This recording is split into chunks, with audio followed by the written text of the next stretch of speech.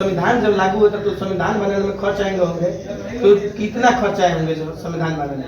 Almost 63,93,96,429। मतलब almost, मतलब उतना ही लगा था, ऑलमोस्ट नहीं उतना ही लगा था। और जो हमारे देश के संविधान, जो संविधान सभा में जो सदस्य थे, उसमें महिलाओं की संख्या कितनी थी? इस पे आप जवाब दे सकती है? कितना? 12। और कहना चाहूंगा, हालांकि कुछ चीज में कंट्रोवर्सी हो सकती है, लेकिन अगर मेरी पूरी बात को सुना जाए तो यह ध्यान देने लायक बात है। न पढ़िए हॉली बाइबल, न पढ़िए कुरान, सबसे पहले पढ़िए संविधान, क्योंकि रामायण और गीता से लीजिए ज्ञान। जो 10वीं का परीक्षा देने वाले छात्र हैं प्रभात कुमार, जो कि कंपटीशन एज कोचिंग सेंटर में पढ़ते हैं, और आइए इनसे हम कुछ सवाल करके जानेंगे कि किस प्रकार का इसमें पढ़ाई होता है।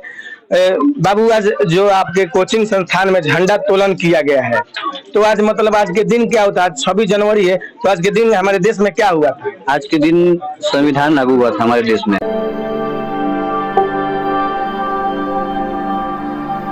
आप देख रहे हैं खबर न्यूज तक। अभी हम मौजूद हैं जहां से मैंने अपनी प्रारंभिक शिक्षा प्राप्त की है। मैं जो पोस्टर दिखाई दे रहा है कंपटीशन एज कोचिंग सेंटर, इसी इंस्टीट्यूट से मैंने अपनी प्रारंभिक शिक्षा प्राप्त कर और आज आपके सामने इस प्रकार से पत्रकारिता कर रहा हूं। और आप लोग देख सकते हैं कि मैंने इसी कोचिंग से अपनी शिक्षा प्राप्त किया है। और इसका जो शिक्षक डायरेक्टर जो है विशाल कुमार पांडे, उनसे बात करके जानने का प्रयास करेंगे। और यहाँ पे जो आज 26 जनवरी जो रिपब्लिक डे है, आज रिपब्लिक डे पे झंडा तोलन किया गया है, उस चीज को दिखाएंगे। और आज सरस्वती पूजा भी है, उसका कार्यक्रम होने जा रहा है। और आइए कार्यक्रम में हम लोग शामिल होने जा रहे हैं और दिखा रहे हैं।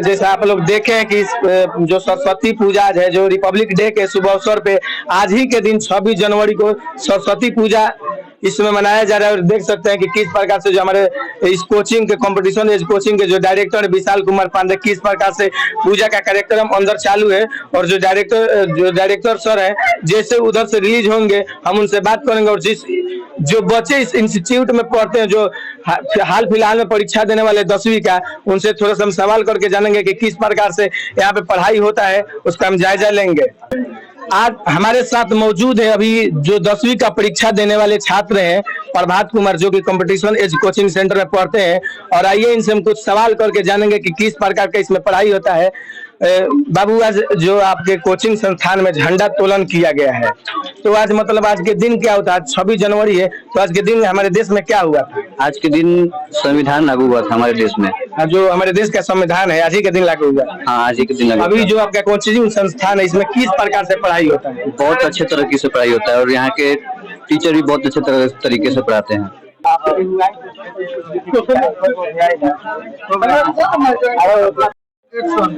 आज 26 जनवरी के शुभ अवसर पर जिस प्रकार से मैं अपने कोचिंग का रिव्यू दिखाया है और जिस प्रकार से अपने शिक्षकगण से बात करेंगे, उससे पहले हम आज आपको बता देते हैं कि मुझे एक भारतीय होने पर बहुत ज्यादा गर्व है, क्योंकि मैं उस भारत का बेटा हूं जिस भारत के बेटे ने 5 मिनट के भाषण को 3 घंटा लगातार बोला था।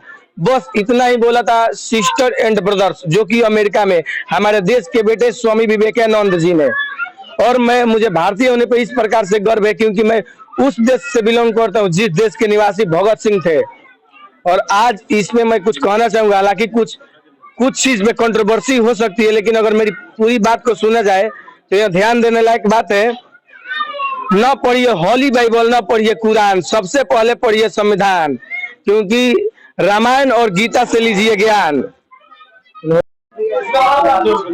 कॉम्पिटिशन एज कोचिंग सेंटर से हमने अपनी प्रारंभिक शिक्षा प्राप्त कर आज जिस प्रकार से हम अपने जो शोषित वर्ग के लोग हैं उनके लिए हम आवाज उठाते हैं, और जिस इंस्टीट्यूट से हम पढ़े हैं आज उस इंस्टीट्यूट के डायरेक्टर हमारे साथ विशाल कुमार पांडे मौजूद है, और जो में बच्चियां पढ़ती हैं उस बच्चियों से सवाल करेंगे, क्योंकि आज 26 जनवरी और 26 जनवरी के शुभ अवसर पे कुछ सवाल करेंगे कि इस इंस्टीट्यूट में किस प्रकार से पढ़ाई होता है और यहाँ के जो शिक्षक गण है किस प्रकार से पढ़ाते हैं।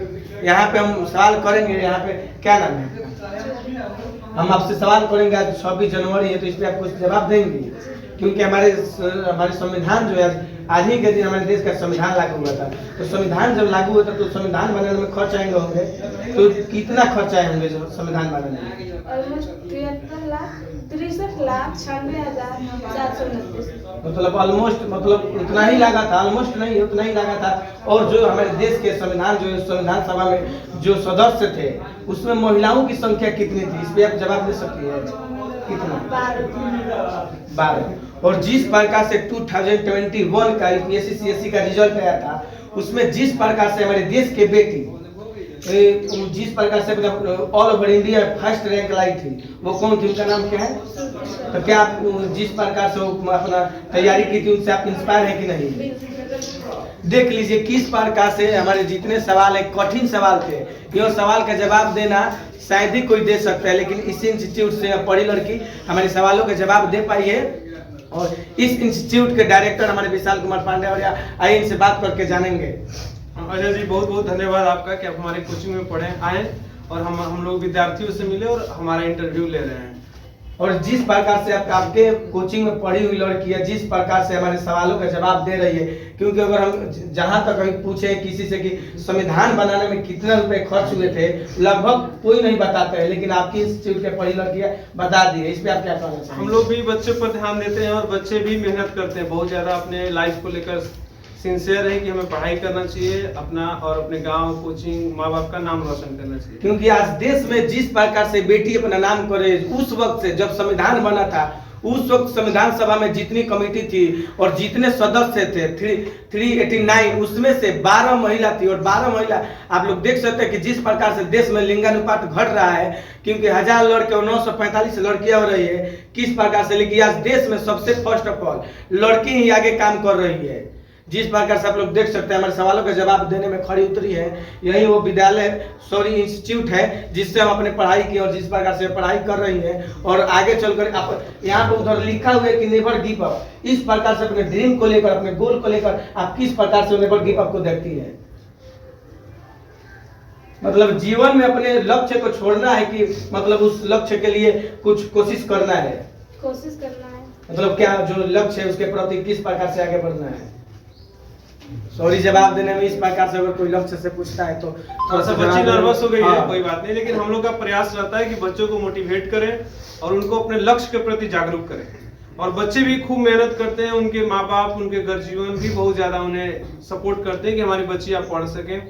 और क्योंकि अभी गांव में क्या है कि हमारे यहाँ महिलाओं के लिए लोग उतने जागरूक नहीं है, लेकिन मेरे गांव में कोचिंग है और हम लोग महिलाओं लड़कियों पर ज्यादा ध्यान देते हैं कि बच्चियां पढ़ सके, कि अपने आत्मनिर्भर बन सके, स्वनिर्भर हो सके।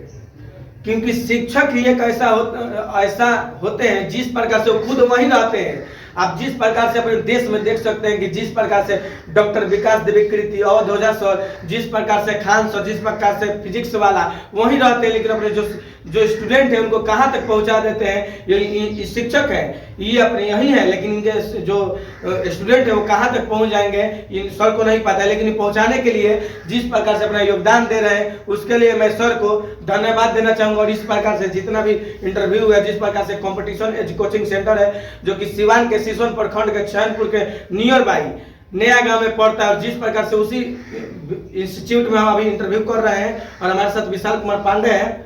और इसी के साथ जय हिंद जय भारत। जय हिंद जय भारत।